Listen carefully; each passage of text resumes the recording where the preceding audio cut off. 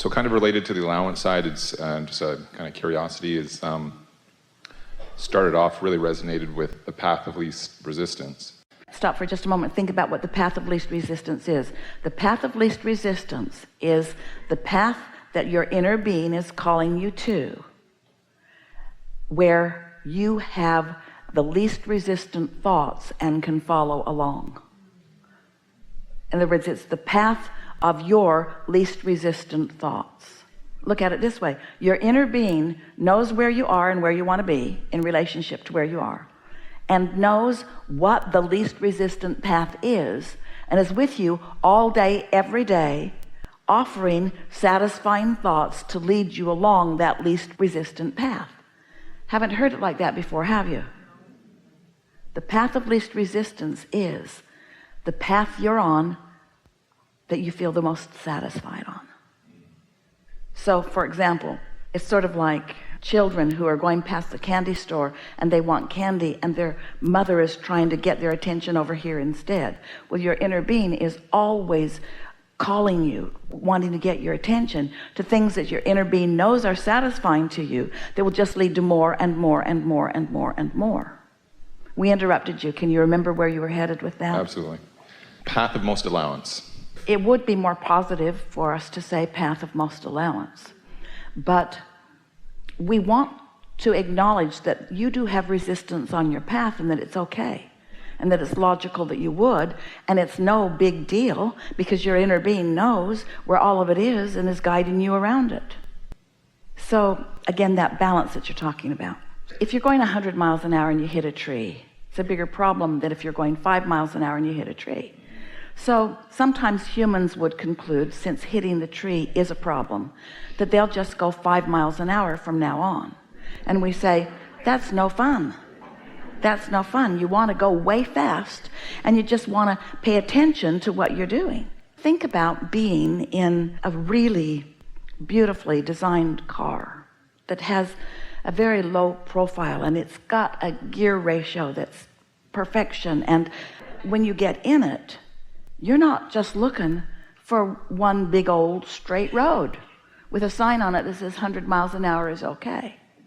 You want to get on some of those mountain roads. You want to feel that car do things other cars don't do. You want to drive it. Most of all, you want to feel your ability to take it where you want it to be. It's the trail of diversity that makes your interest in the journey so sweet.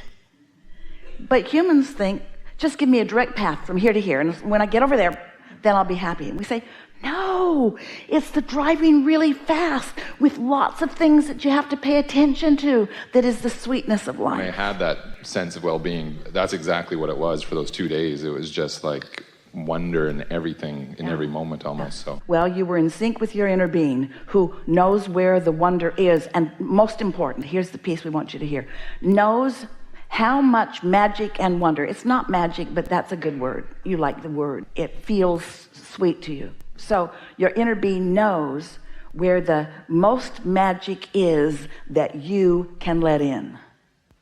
Your inner being is completely aware of the capacity that you have in every moment in time for the magic. So imagine if you're practicing being satisfied, less and less resistance that you're introducing to the equation, so more and more momentum in that feeling of satisfaction. Can you imagine what you are queued up for your inner being to point out to you? Now, don't misunderstand us. We need to be very clear about this. Your inner being is not holding back on the magic. Your capacity to acknowledge it is what the holdup is. We are not saying, well, we could point him over there, but he's not really ready for that trip. Everything that you're asking for, a path is being highlighted for you. But sometimes you're just sort of dense. You just don't have the ability to sharply focus and see some of those special trails that have so much potential for satisfaction. It's like you just want to stay on the main thoroughfare and go as fast as you can when there's so much in all those other places that can thrill and delight you and satisfy you even more. So I've noticed times when I have been really satisfied, and all of a sudden it's just like, whoa, and I'm there, and I'm just like, whoa. And it could be just in everyday life when you're just driving down the highway, and all of a sudden the colors just pop, and I'm like, oh wow, how did I get there? Right? It usually is just everyday life, because all of this magic is woven into what you are living. Esther was listening to a couple at the airport the other day who apparently were going to California, and they were starting out in Santa Monica, and Esther listened to the whole itinerary, and she so wanted to tell them of all the places that she knows are all around all of those places. But she sat and minded her own business, which was hard for her to do, while she listened to them plan their week.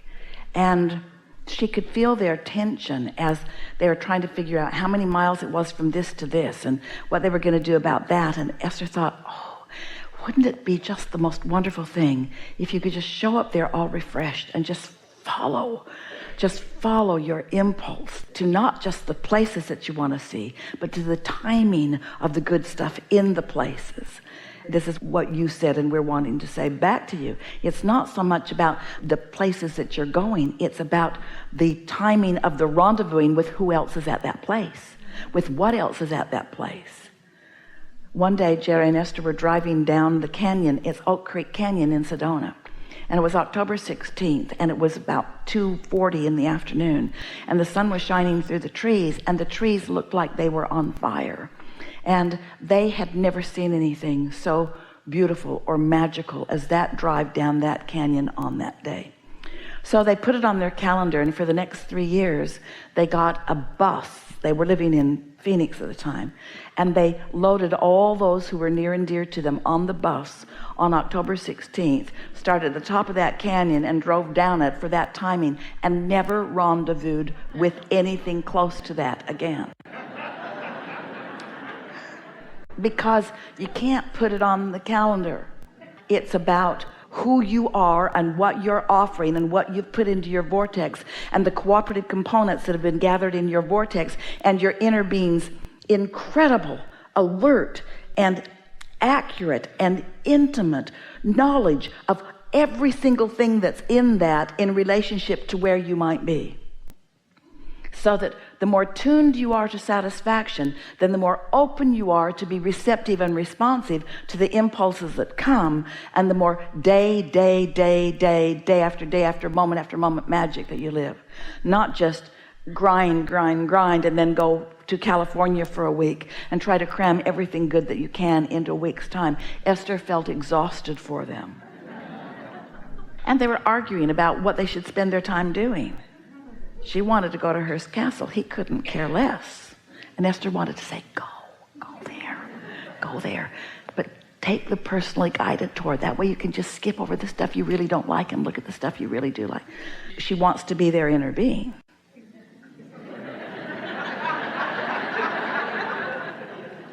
I get a really good sense for kind of that pure positive perspective energy that, when somebody passes, it could be, the best, most holy person, or it could be, the person who steals candy from babies. When you pass over, that pure positive energy is just given to everyone. So the thing is, every moment that someone was in their physical form and they were on par with something other than who they really are, so they were experiencing maybe some of those things that you might judge as inappropriate, or that they might judge as not feeling very good when it happened. The wonderful thing about making the transition into non-physical is that all of this goes away, and they immediately come here. They immediately join the vibrational frequency of who they are. And so now their view of Earth, and they still have one, is through the eyes of Source. There's a human premise that goes like this. There are things that are always good, and there are things that are always bad. And the way the expansion of the universe happens is that there's not a pre-assigned destiny to anything. There is a variety that produces individual desires, and then when you come into alignment with those desires, then that becomes your experience. It is logical that there could be enough contrast that could be happening in the lives of focused people, that they could be building a vortex that includes a very different life. In fact, that's been going on for a long time. That's been going on for a very long time. As people starve, the vortex becomes filled with more food. As people are impoverished, the world is filled with more financial gain. As people are frightened by the assertion of others with violence into their experience, the world is really filled with more peace. But it's filled with this vibrational reality that humans can't see. And so they don't want to accept the reality of it because they can't see it or hear it or smell it or taste it or touch it. And one thing that we've noticed about humans, you've noticed it too, is that in most cases you'd rather have a negative thought than no thought at all, because the negative thought feels like you're doing something about something. But once you begin to accept the reality of this vortex, and you begin to accept the well-being of life on planet Earth that you've created through the struggles and through the trials and tribulations and contrasts that you've lived, if you can believe in the reality of this vibrational reality, and then you can distract yourself from the things that cause you to push against it and not achieve it long enough that your vibration can rise, when enough of you have that rise in vibration, then what's in your vortex will be realized by more of you. So if you can accept that there is a vibrational reality, that there is a vibrational reality that includes love and clarity and peace, but it also includes the contrast that keeps all of that going. If you can accept that this vibrational reality exists, and then you can get off the big subjects, get off of your soapboxes, stop trying to make everything bigger than it really is, and just find a reason right now while you're standing in line with these people to feel satisfaction about something. Or right now in this moment when you're talking with your children or with your mother or with your brother or with your employer or with your employee, to find something that you feel satisfaction about, till little by little you tune yourself to the frequency of everything that you want that's in your vortex. Now, it doesn't take very many of you before you tip the balance of that, but we don't want to talk to you about what you need to do in order to change the world, and then the changed world will make you feel better. That's the same conditional life that you've been living that isn't working out well for you at all. What we want you to do is find satisfaction so that you can live the satisfaction that you deserve. And as you do that, and you do it consistently, then others begin to rise to your vibration. And of course there is the potential to more people feeling more love, but that can't matter to you. You can't let your happiness and your connection be contingent upon what one person is doing on the planet. It's all an inside job. It's all about what you're doing. So lots of times when we talk about this vortex and this collective consciousness, it feels to humans that what we're talking about is that you can get into vibrational alignment, and when you do, you can change the world. And what we want to say is, when you get into vibrational alignment, you can change your world, and that's as far as your personal freedom goes. You can change your point of attraction. You can change what comes to you. You can change what thoughts come to you. You can change how much you are in concert with source energy. And so then the next logical sequential thought that comes from most humans is, well, if I do that, Abraham, if I envision peace on earth, if I create a vortex of that, if I align with that, if all that is joins me and we find this vibration of clarity, then will the world not have to rise with us to that vibration? And we say, don't you think that all that is has been after that for as long as you've been around? Don't you think that source energy, that which is God, that which is love, is focused on that and only that? And with all of that is happening, still humans find ways of pinching themselves off from that. But you cannot let your sense of alignment, your sense of well-being be contingent upon what else is going on around you, or you'll just never get there.